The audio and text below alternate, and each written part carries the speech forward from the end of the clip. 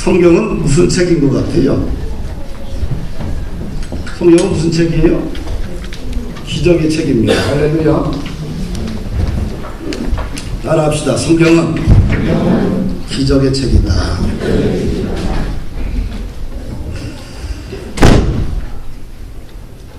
어둠의 영에 사로잡히게 되면, 더러운 귀신에 사로잡히게 되면 정신이 혼미해지고요, 더러운 인격을 소유하게 되고요, 인간성을 상실하게 되고요, 처참하고 불쌍한 인생으로 전락하고 결국은 인생이 죽음이 찾아와요. 그런데 하나님의 영에 사로잡히면, 우리가 성경을 읽다가 하나님의 영에 사로잡히게 되면 온전한 정신을 소유하게 되고요, 그 다음에 삶에 규칙이 생기고 날마다 삶이 부흥하는 생명의 역사가 일어나요. 할렐루야. 그래서 성경은 기적의 책이다. 따라합시다. 성경은 기적의 책이다. 그래서 성경을 사랑하고 성경을 사모하고 성경을 읽잖아요. 그러면 그의 영이, 하나님의 영에, 성령에 확 사로잡혀서 밝아지고 번성하게 되고 모든 장애물을 뛰어넘을 수 있는 에너지를 얻게 돼요. 할렐루야. 믿으면 인생이 열려요. 안 믿잖아요. 그러면 40년이 아니라 평생 돌다가 죽는 인생이 돼요. 할렐루야. 믿으면 돼요. 가나의 혼인잔치를 보십시오. 혼인잔치에 포도주가 떨어졌어요. 빈 항아리예요. 예수님이 뭐라고 그래요? 6개의 돌항아리에 물을 가득 채워라. 채웠더니 어떻게 됐어요? 물이 포도주가 됐어요. 우리가 성경을 믿으면, 하나님의 말씀을 믿으면 기적을 창조하는, 모든 방해물을 뛰어넘어 믿음의 거룩한 유산을 창조하는 그런 삶이 된다. 할렐루야. 오늘 본문에는 12년 동안 혈루병을 앓고 있던 여인이 예수님의 옷자락을 탁 잡는 순간 자신의 인생의 문제가 해결됐어요. 혈루병이라는 게 뭡니까? 만성출혈증이겠죠? 만성자궁출혈병으로 12년 동안 앓았다. 율법에 보게 되면 그런 여인은 뭐로 간주해요? 부정한 여인으로 간주를 해요. 남편도 가까이 하지 않지요. 사람들도 저 여인은 부정한 여인이다. 딱줄 찍어요. 가까이 하지 않아요. 하루하루 어떻게 살아요? 땅끝의 인생을 살아가는 인생입니다. 26절 말씀을 보니까 이 여인이 병을 치료하기 위해서 무터리도 노력했던 삶의 흔적들이 기록되어 있어요. 많은 의사에게 많은 괴로움을 받았다. 참 징글징글 맞잖아요. 이쪽 의사 못 고치면 저기 의사가 내가 고칠 수 있어. 또 가, 또 한나. 또 가진 것도 모든 돈도 다 12년 동안 다 낭비해버렸어요. 그런데 아무런 효험도 없고 오히려 병은 더 중증으로 빠진 것을 보게 돼요. 어떤 인생이에요? 땅끝의 인생이에요. 전혀 인생의 가망을, 희망이 전혀 느낄 수 없는 땅끝의 인생 아닙니까? 땅끝의 인생. 그런 처참한 상황 가운데에서 누구의 소문을 들어요? 27절 보니까 예수님의 소문을 듣는 거예요. 할렐루야. 예수님만 만나면 내 병이 치료받을 수 있겠구나. 아멘. 그래서 교회는 소문이 잘 나야 돼요. 왜? 우리 주변에, 교회 주변에 있는 사람들 중에 땅끝의 인생을 살아가고 있는 사람이 너무 많아. 아, 내가 마지막이구나. 내 인생에 희망이 전혀 없구나. 근데 혹시 교회 가면 내 인생을 다시 시작할 수 있는 희망이 생기지 않을까? 그런 마음 먹고 교회 와서 예수 믿고 구원받아 위대한 하나님의 제자가 된 사람들이 얼마나 많아요. 할렐루야. 그런데 저 교회를 보고 사람, 아유, 저 교회, 아이고, 저게 문제 많아. 매일 싸워. 서로 욕해. 저 교회, 아이고, 손가락질하면 그 교회를 누가 오겠어요. 그런데 저 교회는 날마다 기적이 일어나고 있어. 저 교회에 갔더니 그 사람이 인생이 바뀌었어. 그 가정이 세워졌어. 그의 일터가 세우고 인생이 보람되게 살고 있어. 저 교회 가면 좋은 일이 일어날 것 같아. 왜? 소문이 좋아야 돼. 할렐루야. 이것도 우리의 책임이에요. 소문을 잘 내야 돼요. 좋은 소문이 나야 돼요. 사업장도 소문이 잘 나야 돼요. 부모들도 신앙생활 잘해야 돼요. 소문이 잘, 그래야 자녀들이 인생이 열리는 거예요. 아이고, 그 집사님, 장로님, 권사님, 큰 목사 아주 신앙 개판이요. 그럼 자녀들이 어떻게 돼요? 혼사끼리 막혀. 그래 안 그래요? 여러분들 안 믿네. 진짜인데. 그런데 저 집의 부모님들 정말 진실한 사람이야. 예수 정말 잘 믿어. 정말 감동적이야. 진실해. 정말 하나님의 사람이야. 천사 같아. 그러면 어떻게 돼요? 자녀들의 인생이 열리는 거예요. 할렐루야. 소문 잘 나야 돼요. 저 목사님, 저 장로님, 권사님, 저 한수 집사님, 저 성도 집사님 참 신앙이 경건해. 경건하다는 말은 뭡니까? 독실하다.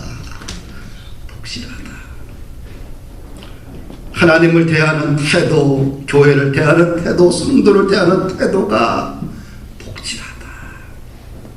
그 말 한마디로 다 되는 거예요. 할렐루야. 교회가 잘 되기 위해서 또 다른 사람들에게 희망을 주기 위해서는 소문이 잘 나야 돼요. 아, 본푸른 교회 갔더니 거기서 아이들 교육을 잘 시키더라. 거기 하면 돼.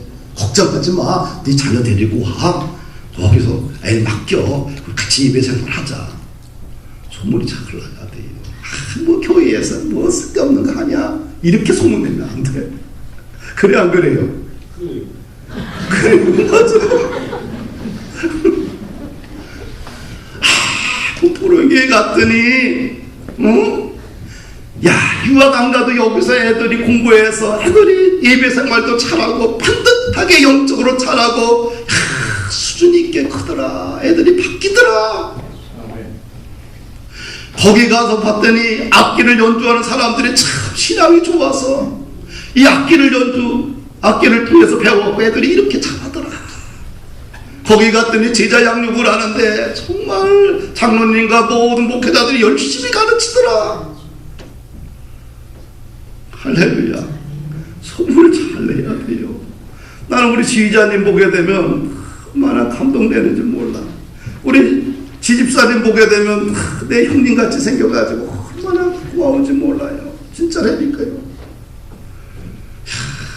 교회에 성가대석에 앉아있는 것만 해도, 교회 나오는 것만 해도 얼마나 감사한지 몰라요. 사랑하는 여러분들, 우리 교회에 얼마나 인재들이 많아요. 그것도 복이에요. 할렐루야. 교회는 예수님의 소문이 잘 나야 돼요. 그래야지만 땅끝의 인생을 살고 있는 사람들이 마지막 인생을 마무리할 때 마지막 한번 교회 가보자. 그래서 그들의 인생이 교회에 와서 뒤집어지는 역사가 일어나게 되는 거예요. 할렐루야. 12년 동안 혈루병을 앓고 있던 이 여인이 어떻게 병을 고쳤는가? 그 여인의 삶을 뒤돌아보면서 우리도 함께 우리의 신앙을 점검해 보고자 합니다. 첫째는 방해물을 뛰어넘었다는 거예요. 뭘 뛰어넘었어요? 방해물. 이 여인이 예수님 앞에 나가기 위해서는 많은 사람들이 예수님을 다 둘러싸고 있어요. 그리고 그걸 뚫고 들어가면 또 예수님 주변에 제자들이 딱 못 오게 딱 진치고 있어요. 그 난관을 이 여인이 뚫고 들어가야 되는 거예요. 근데 이 여인은 어떻게 돼요? 뚫고 들어갔어. 할렐루야. 인생이라는 것이 오랫동안 사신 분들은 알아요. 그냥 거밀처럼 방해물이 많다. 난관이 많다. 난관 없이 진입할 수 있는 게 뭐가 있겠어요? 인생 자체가 거밀처럼 난관이 많아. 나처럼 50대 중반 정도밖에 안 사는 나도 거미줄이 많았는데 인생 60대, 70대, 80대 사신 분들에게는 얼마나 더 많은 거미줄이 있었겠어요. 인생 자체가 난관이고 방해물이 많다. 그런데 뚫고 가야 돼요. 뚫고 가야지만 미래를 만들어낼 수 있어요. 그러면 이 방해물을 뚫고 가기 위해서는 에너지가 있어야 돼. 그 에너지가 뭐냐? 목적이 있어야 돼. 비전이 있어야 돼. 우리 교회에서 얘기하는 비전을 이해하고 비전이 있어야지만 그 난관과 방해물을 뚫고 일어날 수 있는 힘이 있는 거예요. 할렐루야. 아멘. 그게 싸울 수가 있는 거예요. 이 여인은 자신의 모든 장애물을 뚫고 일어났어요. 예수님의 옷자락에 손만 대도 내 병이 나을 것이라는 확신을 가지고 행동을 옮겼어요. 그 결과 이 여인은 치료받았습니다. 할렐루야. 아멘. 교회의 역사를 이렇게 뒤돌아보면 그래도 굵직한 난관이 많이 있었는데 그 중에 가장 굵직했던 것이 뭐냐 하면 7년 전에 저 앞에 있다가 식당에서 예배드리다가 여기를 리모델링을 했어요. 1, 2층을 지금보다 훨씬 잘 해놨겠죠? 잘 해놨는데 이제 모든 공사가 끝나고 오후서부터 1시서부터는 뭐예요? 이제 이런 집기들이 막 들어와요. 이런 것들이 들어오는데 이제 12시에 이제 한 20여 명 정도 함께 일했던 공사했던 분들을 다 모시고 옆집에 가서 오리명가 집에 가서 맛있게 점심을 참 먹었어요. 얼마나 좋아. 수고했다. 정말 애썼거든. 밤낮 일을 했거든. 그리고 밥을 먹고 웃으면서 딱 들어왔는데 교회가 난장판이요. 1, 2층 전체 다 부서진 거예요. 산산조각을 낸 거예요. 강대상도 저기도 싹 1층, 2층까지 다 몽땅 다 완전히 아수라장이 되었지요.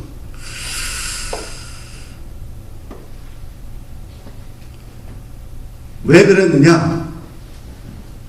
시에서 판단하기를 이거는 창고인데 교회로 용도 변경을 했다. 불법이다. 그래서 한 40명을 용역팀을 데리고 와서 전체를 다 부신 거예요. 그런데 이 용역팀들이 교회라고 생각해서 그런지 대충 또 쓸까봐 밑에 중간 위까지 싹 때려 붙인 거예요. 한마 가지고 와서요.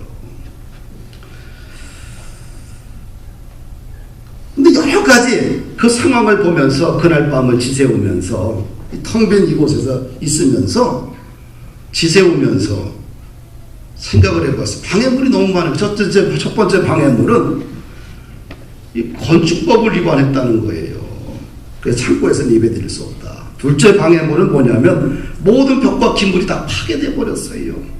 셋째 방해물은 더 이상 돈이 없는 거예요. 1억 5천을 빌려다가 공사를 했는데 그것도 빌린 돈인데 더 이상 돈이 없어요.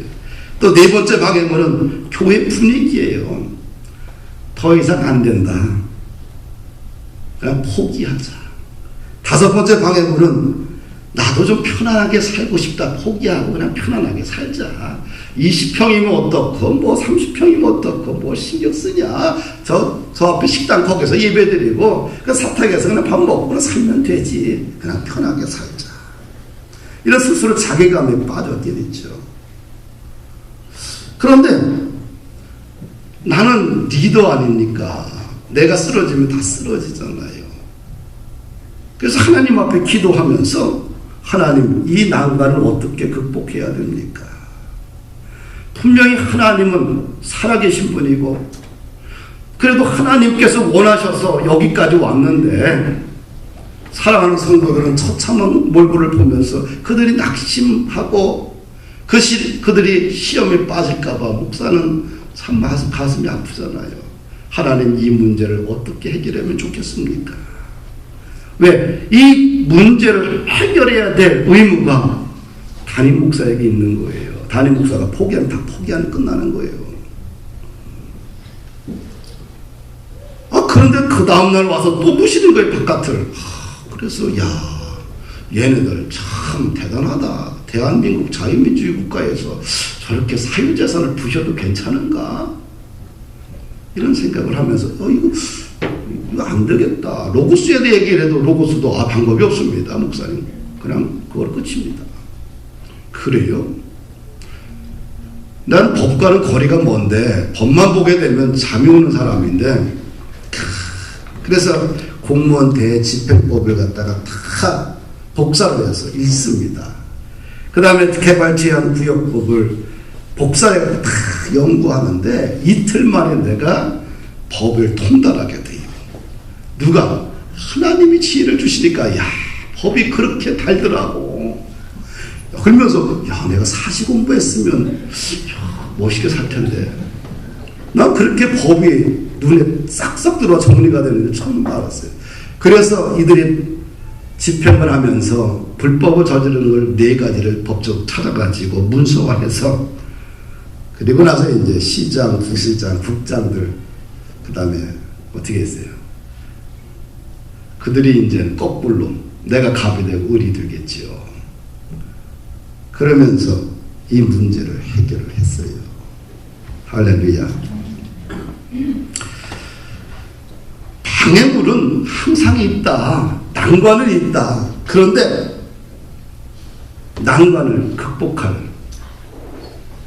극복해야지만 우리는 문제를 뛰어넘어야지만 된다는 거예요.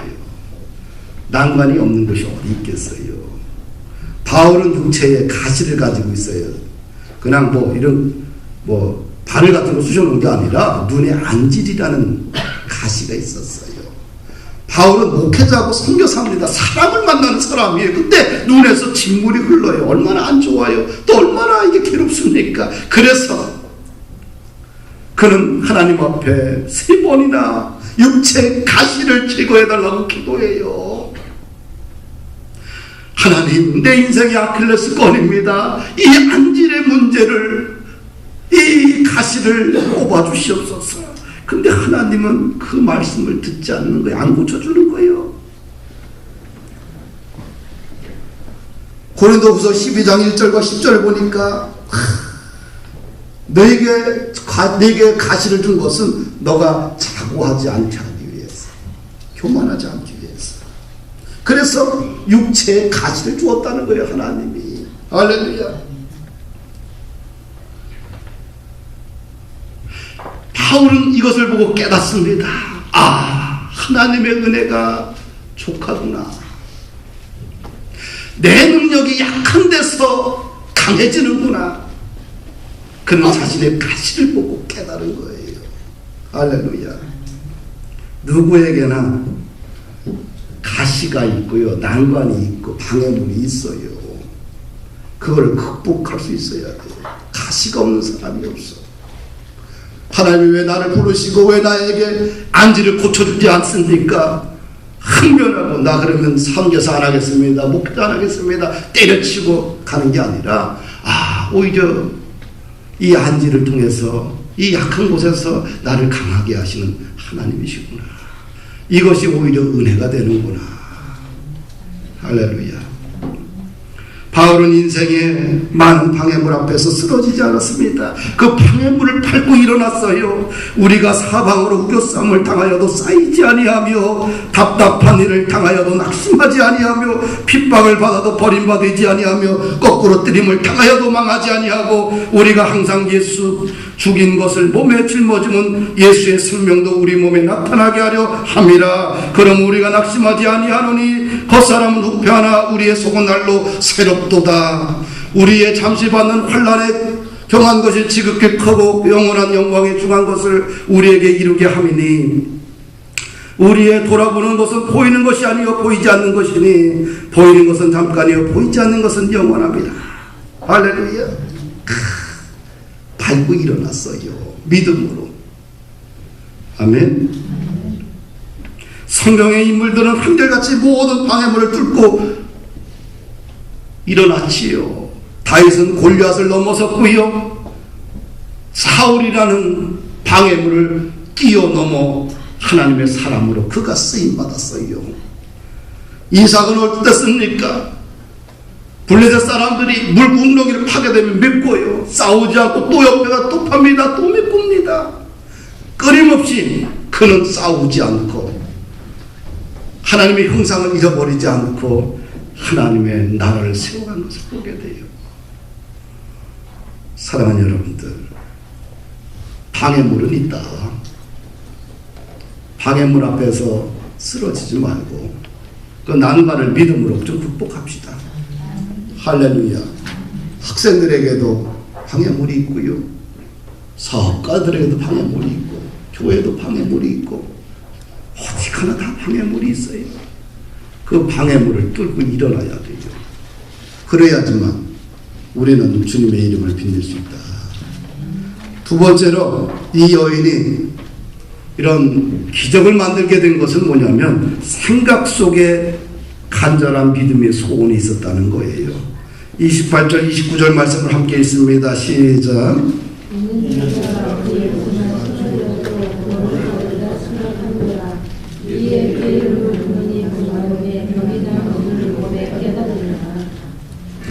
내가 예수님의 옷에만 손을 대어도 구원을 받으리라 생각합니다.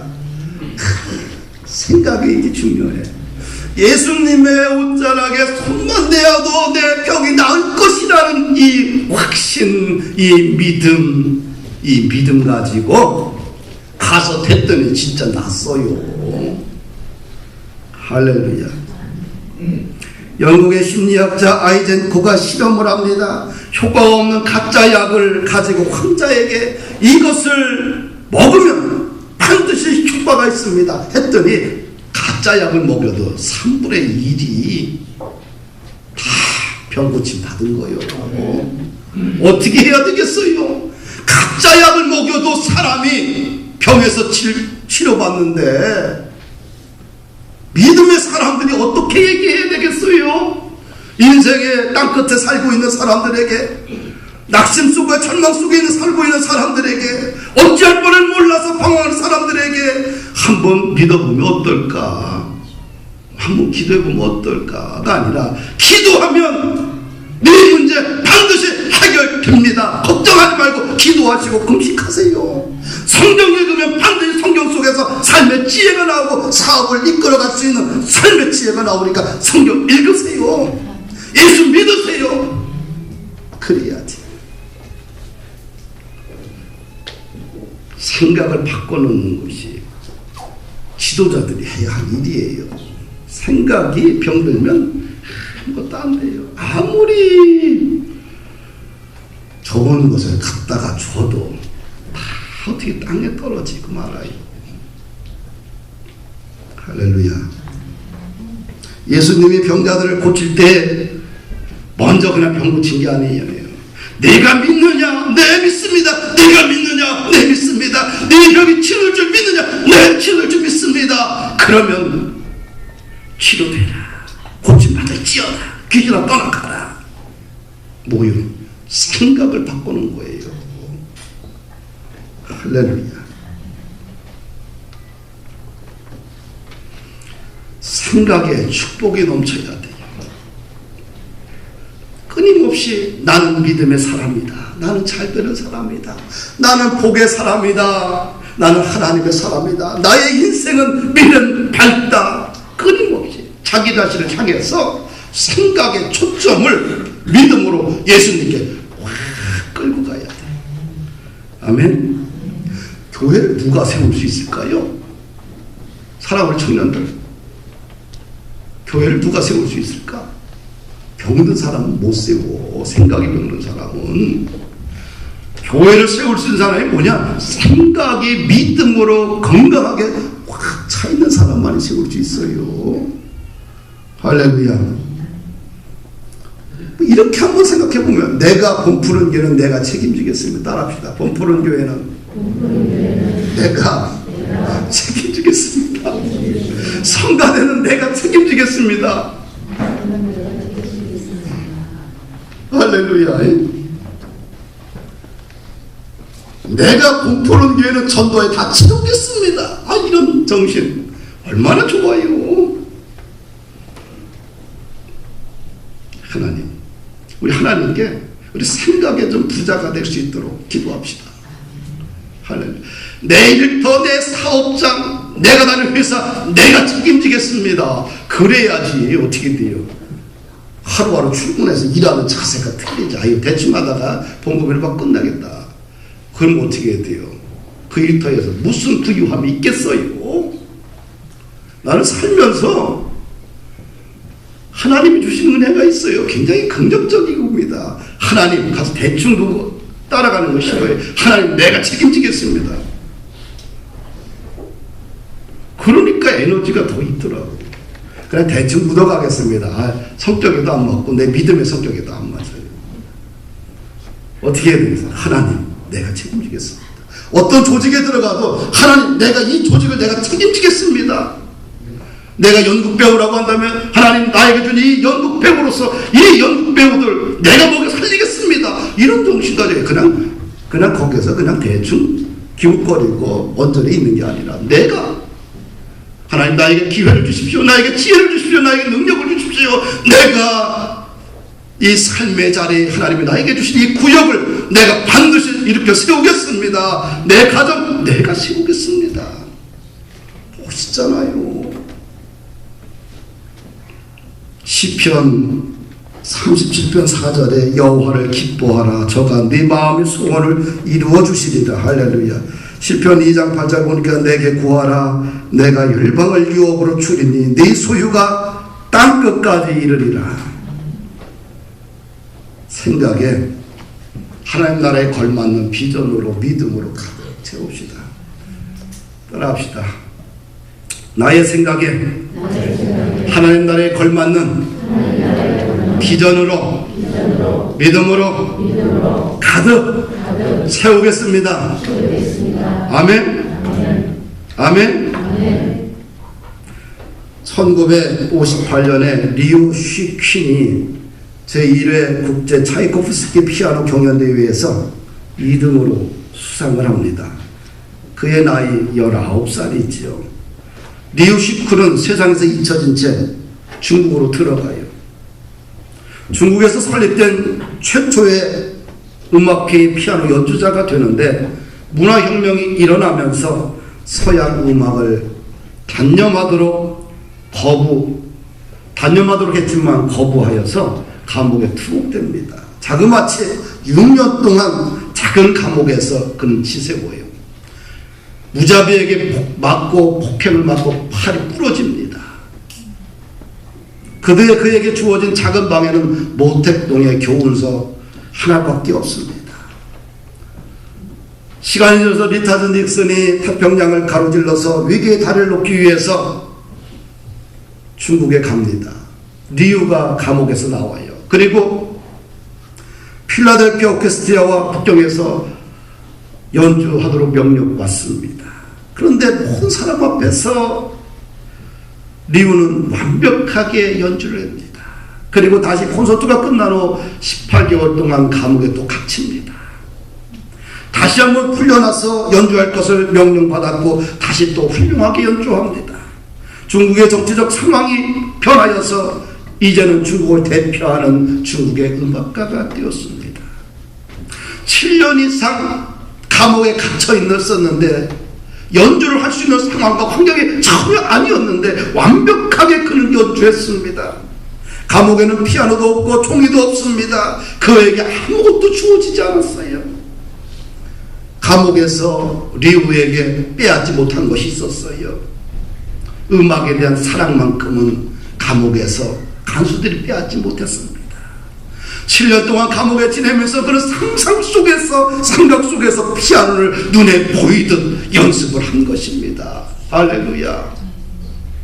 사랑하는 여러분들, 생각이 건강한 것이 축복이다. 생각 속에 믿음이 있어야 돼요. 생각 속에 미래를 창조하고자 하는 간절한 소원으로 가득 차 있어야 돼요. 이 평범함과 탁월함의 차이가 뭔지 아십니까? 나는 지난밤 생각을 하다가 그게 생각의 차이구나 이런 생각을 해보았어요. 생각이 미래지향적이고 비전으로 가득 차 있으면 탁월한 그리스도인이 됩니다. 그러나 생각이 과거지향적이고 현실 안주형이면 평범한 그리스도인으로 전락됩니다. 이 생각의 차이가 탁월함과 평범함으로 구분하게 돼요. 할렐루야. 생각이 병들지 않는 게 복이요. 그럼 생각이 병들지 않게 해서 어떻게 해야 되느냐? 우리는 말씀과 가까이 하고 성령 세례 받아야 돼요. 할렐루야. 그러면 생각이 점점 부자가 돼버려. 부자가. 그리스도인들은 삶을 살아가는 목적이 달라야 돼요. 생각이 달라야 돼요. 결혼에 대한 목적, 사업에 대한 목적, 공부에 대한 목적이 달라야 돼요. 생각. 그냥 공부하는 것도 그냥 열심히 공부해서 좋은 대학 들어가서 그냥 좋은 회사 취직해서 그 다음에 결혼해서 잘 먹고 잘 살겠다. 이거는 세상 사람들이 하는 방법이요. 결혼에 대한 목적도 달라야 돼요. 좋은 남자, 좋은 여자 만나서 그냥 편안하게 살겠다. 이건 아니요. 우리의 목적은 항상 하나님의 영광을 위하여서 살겠다는 전제 조건이 들어가야 돼요. 그러면 건강하게 살고요. 뇌물 받지 않고요. 부정부패하지 않고요. 정직하게 성실하게 살아갈 수 있어요. 할렐루야. 생각이 좀 성경적이기를 축복합니다. 아멘. 마지막으로 이 여인이 인생의 방해물을 극복하기 위해서 중요한 것은 나의 믿음이 중요합니다. 34절 말씀을 함께 다시 한번 읽습니다. 시작. 예수께서 이르시되 따라 내 믿음이 너를 구원하였으니 평안히 가라. 네 병에서 놓여 건강할지어다. 아멘. 할렐루야. 아멘. 누구의 믿음이 이 여인을 치료했어요? 자신의 믿음이요. 아무리 부모가 기도를 해도 자식이 받을 준비가 안 되면은 신앙의 유산이 흘러가지 않아요. 기적은 안 일어나. 내가 믿어야지만 천국 백성이 되고 내가 믿어야지만 하나님의 나라를 세워가는 일꾼이 되고요. 현실을 뛰어넘는 창조적인 소수가 되는 거예요. 할렐루야. 누구의 믿음입니까? 내 믿음이에요. 내 믿음. 내가 예수를 믿어야 되고 구원받고 내가 은혜를 체험해야 되고 내가 기적을 체험해야 되고 내가 성령 충만 받아야 되고 내가 해야 돼. 그래야지만 내 안에서 에너지가 확 올라오는 거예요. 아멘. 내가 기도해봐야 돼요. 내가 성경을 가지고 씨름해봐야 되고 내가 찬송해봐야 되고 내가 땀을 흘리며 봉사해봐야 되고 내가 성경도 내봐야 되고 내가 해봐야 돼. 그래야지만 그 경험이 축적이 되는 거예요. 사랑하는 여러분들, 남 얘기만 듣다 보면 어떻게 돼? 이건 가짜야. 진짜가 아니야. 내가 땀을 흘리고 내가 노력하고 내가 뛰어넘어야 돼. 그래야지만 진짜가 되는 거예요. 할렐루야. 믿음이 없이는 하나님을 기쁘시게 못한다고 했습니다. 할렐루야. 내가 믿자. 오늘부터 내가 믿어서 나도 역사를 이끌어가는 창조적 소수로서 기적의 주인공이 되어야 되겠다. 거미줄 같은 난관들 얼마나 많아요. 극복합시다. 아멘.